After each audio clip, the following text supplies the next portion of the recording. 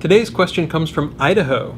The question is, I've seen multiple websites that appear in the #1 spot for various keywords whose backlink profiles are pretty low quality, like lower quality blog pages. Why wouldn't Penguin have moved these sites further down in rankings?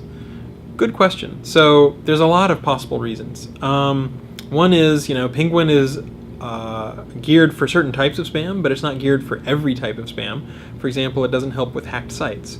So if a site is being propelled up the rankings on the basis of illegal hacking of sites, that's not something that Penguin attempts to tackle. There are other algorithms that try to tackle that. The simplest explanation might just be that we don't want that to rank, but the algorithms haven't gotten good enough yet. We need to make sure that things get better.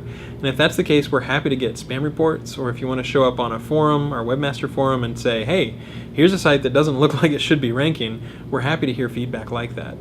The other thing could be that unless you are the site owner, Google doesn't give you all of the links that we know of. So you might be getting the links from some other source, and you might not get a complete or exhaustive list of links in that case. So you might be seeing some of the lower page rank links or links that look a little spammy, but it could be the case that there are some good links. Maybe the site has a link from CNN, a link from the New York Times, a link from the New Yorker, a link from the Chicago Tribune.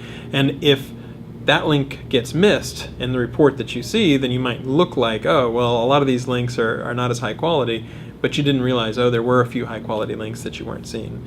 So it can be a lot of different reasons. And again, sometimes you're doing queries that are based on the content of the page more so than links. So it can vary a lot based on whether you're in the head, whether you're in the tail, all sorts of different factors.